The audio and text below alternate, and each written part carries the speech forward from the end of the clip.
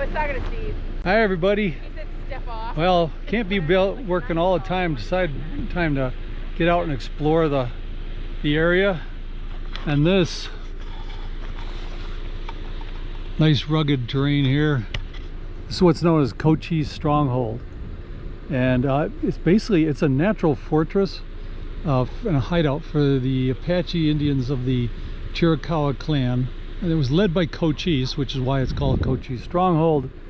If you look back at my old videos, you'll see one where about Fort Bowie and how there was a 10-year-long battle. It started at Fort Bowie, and it's about 30 miles away across the valley where I live. So Cochise's fort, basically. And Cochise was born somewhere. This is part of the Dragoon Mountains, around 1815, and they say he's buried up in here somewhere, but nobody knows where for sure. But we'll take a walk around and check this place out.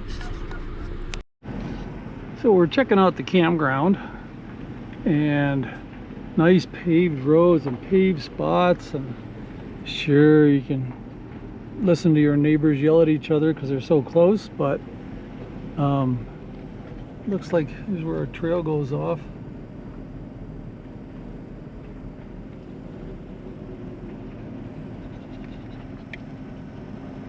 Do we want to stop? Okay, so Chief Cochise, greatest of Apache warriors, died June 8th, 1874 in his favorite stronghold. He's interred secretly by his followers somewhere around here. The exact place of burial is known only to one white man, his blood brother, Thomas Day Jeffers. Now, I grew up watching a TV show called Broken Arrow, who one of the main characters was Cochise.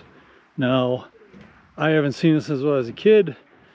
I don't know, historically accurate, I am guessing not, but the name is familiar because of that. So I haven't stayed in a campground, a national park campground, in a long time, but I'm thinking that price went up. Maybe not. I have the senior pass, so it's $10 for me, but still. So what look like pit toilets actually have stairs going down in the back here, so I'm thinking that these might be some sort of composting toilet. So you got a nice little history trail here, and that house, we think that might be the house that was down there that we first stopped at. It was John A. Rockefeller. He came in here on August 8th, 1883, which is about 5 years after Cochise died, and just sort of fell in love with the canyon. And he was here for almost 50 years. So I'm going to walk around the history trail and see what else is here and all the different displays. Alright, so if you watched my video about Fort Bowie, which I pronounce Bowie because I didn't know any better,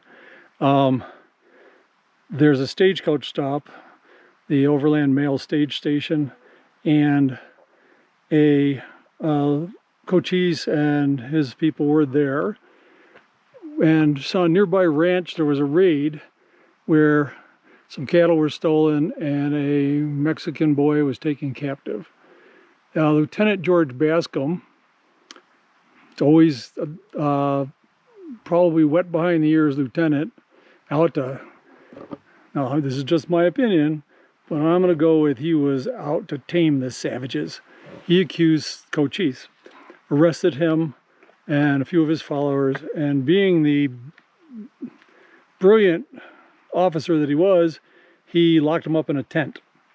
Cochise and his guys cut a hole in the tent, got out, laid siege to Bascom and the troopers that were with him. Now, they were only about a mile from Fort Bowie. I mean, I've walked that trail, and it lasted 14 days they sieged to him. And this is an early picture of the stagecoach stop. Right now, it's like one rock high. But prior to that, Cochise and his band had friendly relations with everybody, with the Americans, but Bascom demanded that they return the Mexican boy. They didn't have the Mexican boy. They didn't have the cows. It wasn't them. It was somebody else. But oh no, good old Lieutenant Bascom. So anyway, eventually they left, and let's see, 9 Chiricahua, including Cochise's brother and 2 nephews, and 15 others had died in that siege. That was a 10-year long. That start of a 10-year long war. Again, Cochise's Stronghold. Good luck trying to find them in here. And we're about 30 miles away, so wouldn't have taken them all that long to come across that big flat valley and get up in here. So, but what gets me is the Americans called it the Bascom Affair. Darn those savages attacking our pretty white boys. The natives of Chiricahua, they call it the cut tent. Let's see, what was it? Cut the tent is what they called it. Remember, if you saw me at Americans call Little Bighorn, and the Sioux called the Greasy Grass. Again, I'm going to go with the people that were here, and the natives, they get to name it. They won. They kept him locked up for 14 days. But anyway, 10 years later, yeah. So now there's no pictures of Cochise that I know of. This is his eldest son, and this is his youngest son. So again, these were taken definitely years later. Okay, in 1872, the General Howard arranged with a Thomas Jeffords, who was a friend of Cochise, and I think I mentioned him earlier. They had a meeting in October, and then in December, where they established a reservation boundary. And Howard reported that Cochise, upon agreeing to the peace, said, "Hereafter the white man and the Indian will drink the same water, eat the same bread, and be at peace." If only that were true. They did establish a reservation, which was right here, and I gotta go read the next sign, but that's about where we are, and my place is like right about there. Okay, so Jeffers, who may or may not be from a picture, he lost some men on the stage line to Cochise, and so rather than complain, and he went up to meet Cochise. Well, Cochise was impressed with him, and they became lifelong friends. And when they did the reservation, it's 2,736,000 acres, and with only about 400 to 600 people on it. That sounds big, but you'd need more room than that to gather enough food to keep those people alive. The government started giving them money or food every 15 days. And but of course, Arizona settlers were dissatisfied with that. They thought that even that much land of the Indians was just a waste of good land.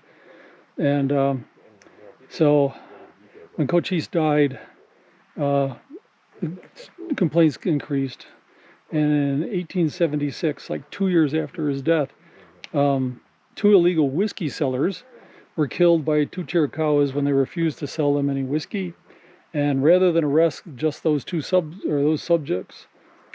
suspects, agent from San Carlos arrived with a bunch of armed men and escorted the Chiricahua off the reservation and closed it. They moved them to San Carlos, wherever that is. So that's how come I have some land that used to be on the Chiricahua Reservation. So I'm under this overhanging rock with, definitely used to be, had been a fire in here at some point. Who knows when, but you can imagine if this would have been a nice spot to set up, get in out of the sun or the wind and the rain. And so I think that's going to be the end of my visit here, and I'll get back down home.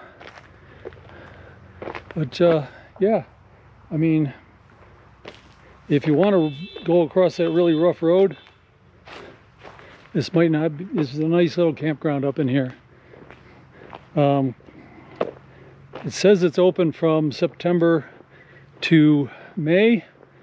I don't know. We don't see, it's all by honor going up in here, so don't abuse it. We'll see you later, or in a minute I'll show you what it's like from my place.